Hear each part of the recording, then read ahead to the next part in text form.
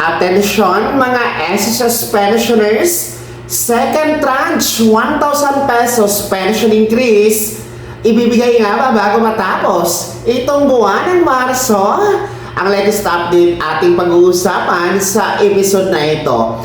Hello mga ka-vlogs! Welcome dito sa aking YouTube channel. Magandang araw po sa lahat ng mga manonood. Saan po kayong dako sa mundo? Kumusta kayo mga ka-vlogs? Eto ha, ang SSS second tranche 1,000 pesos pension increase ibibigay nga ba bago magtapos itong buwan ng Marso? At ano nga bang pinaka-latest update dito? Well, atin niyang sasagutin mga ka-vlogs. Today is March 21. Ibig sabihin po ay nasa panghuling linggo na po tayo dito sa buwan ng Marso. At tayo nga po ay dadako na o sasabak na sa buwan ng Abril. Marami po kasi ang mga nagtatanong kung ngayong buwan ng Marso bago magtapos ay magkakaroon nga ba ng second tranche 1,000 pesos pension increase? And I'm sure ang mga nagtatanong na ito, no, karamihan dito, mga baguhang pensionado, alam niyo marami rin po ang mga nagtatanong kung ano nga ba ang sinasabing second tranche 1,000 pesos pension increase. Para po sa mga dati ng mga pensionado ni SSS, naiintindihan natin na alam niyo na ang ating tinutukoy, no? Pero para sa mga baguhang pensionado, dapat naman natin silang bigyan ng paliwanag kung ano nga ba ang second tranche 1,000 pesos pension increase. So ito nga po ay karugtong, no? Kaya nga po second tranche kasi nga po meron pong nauna na first tranche na 1,000 piso last 2017. Actually 2,000 kasi ito mga ka-vlogs na dagdag pensyon, and ito nga po ay hinati sa dalawa kasi nga that time 2017 hindi po kaya ni SSS na isang bagsakan lang ang 2,000. Kaya nga po yung first tranche na 1,000 piso nauna na po na binigay noong 2017. Actually panahon pa ito ni dating Pangulong Rodrigo Roa Duterte. At ito nga, yung second tranche, balanse ito na 1,000 piso para sana makumpleto yung 2,000 piso na dagdag pensyon last 2017. Actually, batas na ito mga ka-vlogs, kaya hindi natin naiintindihan hanggang sa ngayon hindi pa ito naipatupad at hindi pa naibigay. Biruin nyo po, last 2017 pa ang first tranche na 1,000 piso na pension increase. Ano na ngayon? Nangangalahati na tayo sa 2026. No?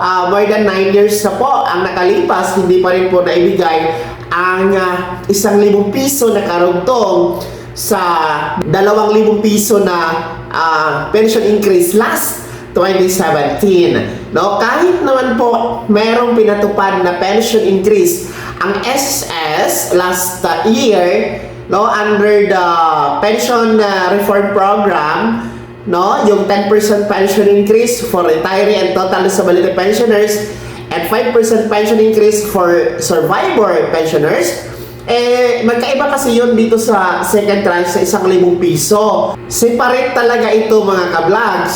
Ang pinagtataka lang din po natin na wala pong anunsyo ang SSS, wala pong press release at walang abiso kung ano nga ba ang tunay na status dito sa second tranche. No? Una, kung ito ba ay meron pa, no? May pag-asa pa ba ito na ibibigay? Pangalawa, kung hindi na ito ibibigay, para po matigil na po sa kakaasa ang ating mga pensionado na maipatupad pa ito. So sana lilinawin din po ni SSS kung meron pa bang pag-asa o wala na. Kasi ngayon parang nakahang siya. Kung atin po kasing babalikan ang explanation din ni SSS noon pa man, ang problema talaga dito sa second tranche, 1,000 piso na pension increase, ay ang kawalan ng pondo o hindi sapat ang pondo. Dahil malaking halaga ang kailangan dito. No?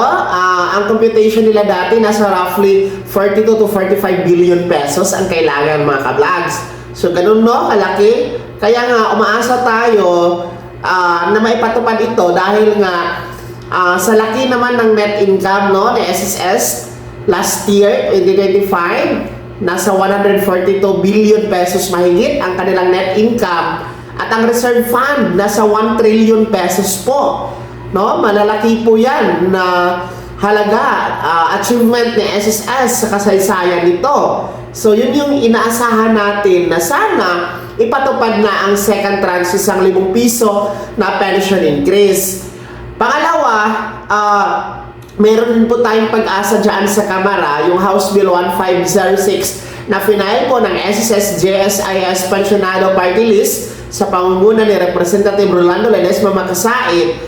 No? Yung House Bill 1506 na yan, magbibigay ng mandato sa SSS na magpatupad ng 1,000 piso na pension increase, mga kablags. No? Sana nga lulusot yan sa Kamara dahil napakagandang panukala po yan. Sa ngayon, wala pa din po yung update kung yan pa ay lumusot na o hindi pa. No? Talagang puro nakahang, mga kablags. Kaya po, sa mga nagtatanong kung ngayong buwan ng Marso, no, bago magtapos ang buwan na ito, kung matatanggap ba, may papatupad ba ang second tranche 1,000 pesos pension increase?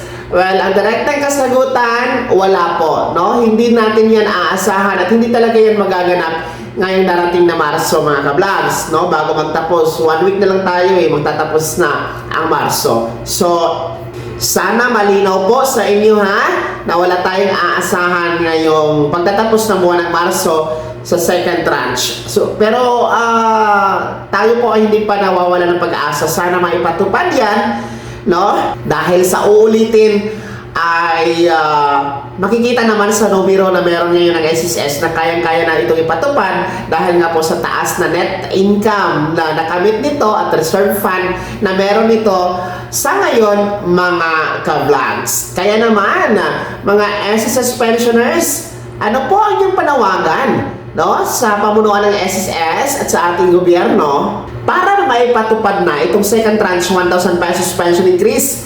Lahat ng yan ibahagi niyo po sa comment section na nasa baba. Pakilakip ng buong pangalan at kung taga saan kayo.